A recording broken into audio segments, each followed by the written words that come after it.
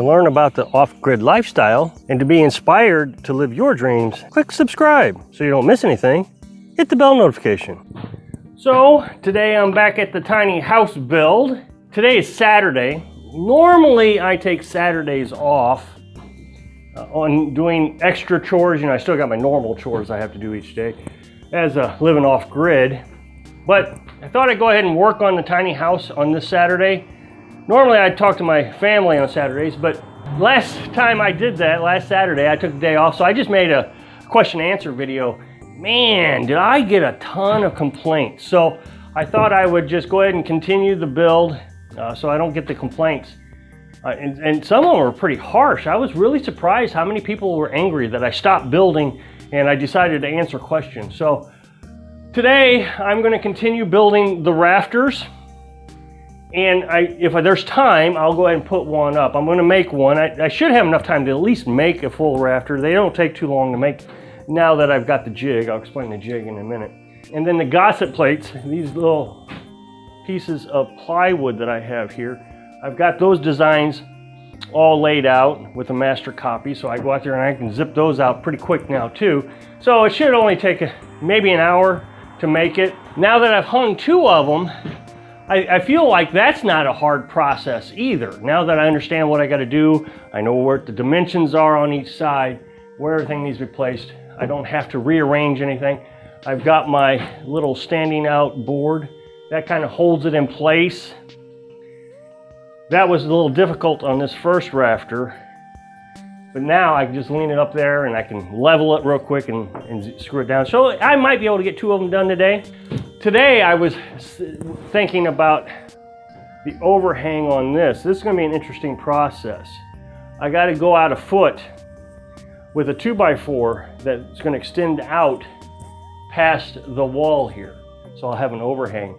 That's an interesting process because I actually got to cut into this 2x4 right here, the thickness of another 2x4, and basically I got to stick them inside of each other. Then I'll connect the ends to this 2x4. So it's this 2x4 through this 2x4 and then out to the other side. It's interesting how that works. So I've been studying on how to do that because, you know, by next week I'll be doing it.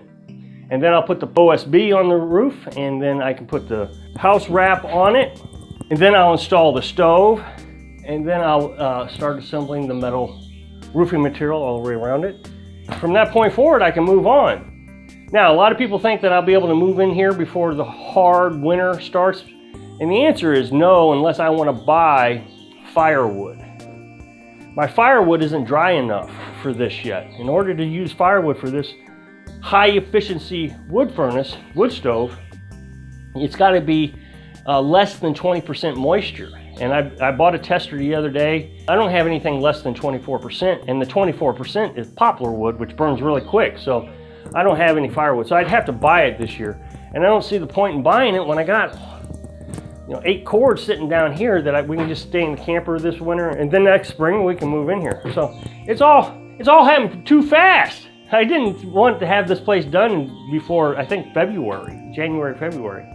And here we are in October, and we're well on our way to having this thing completed. So pretty exciting. So today, what I'm going to do is simply start cutting boards with my master cuts. All these are my master cuts right here.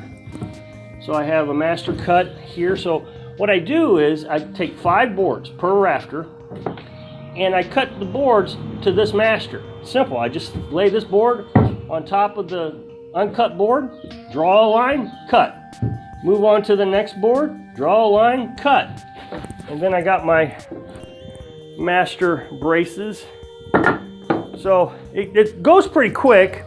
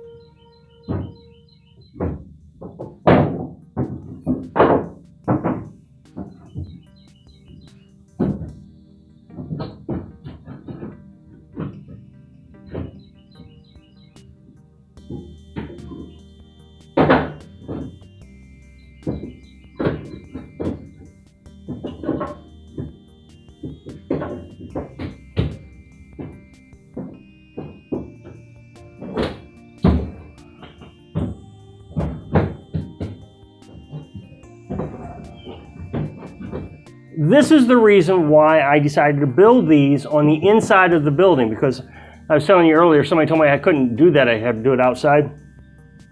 I was able to drill screws into the floor, and these screws outline the dimensions of the truss. So all I have to do is stick it in the screw, and it should fit just like a jigsaw puzzle. If it doesn't fit, that means I've made a cut wrong and I'd have to recut it. This time I actually did a very good job. I only had one miscut, and it wasn't even a miscut. It was just the saw kind of came out a little bit when I was cutting. I just had to smooth it up a little bit. So it all worked out really well this time. And so now it's just a matter of cutting and assembling, cutting and assembling. Now I will make my homemade gusset plates or gusset plates. And on this gusset plate, I don't know if you can see it here, it's two 2x4s that I used to make that one really strong. And so that's what I'll do right here is I'll put two 2x4s. Okay, so now that I got my homemade gusset plates put on, now just so you know what a gusset plate is, these are the ones you buy from the store, but most contractors will use these homemade ones. And you just cut it out of plywood, nail it on, because these are the same thing. These are actually, in my opinion, a lot weaker because they bend, but the plywood doesn't. But they got little spikes in there that you just hammer into the wood. Now I'm gonna hang it up to the wall, which is not a difficult process. I just lift one in and hang it up there. And then I swing the other end and just bring it on around. And then I just flip it up, screw it in.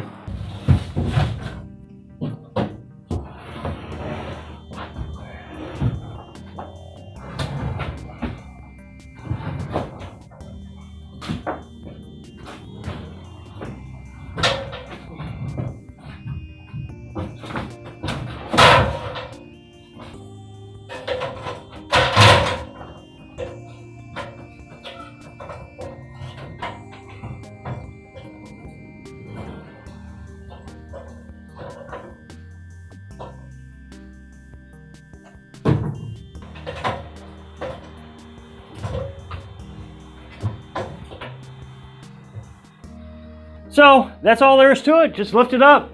It's kind of supported underneath that 2x4 there. So I'm going to square it all up, get it fastened in. So I hope I can encourage you to create something today. Thanks for watching.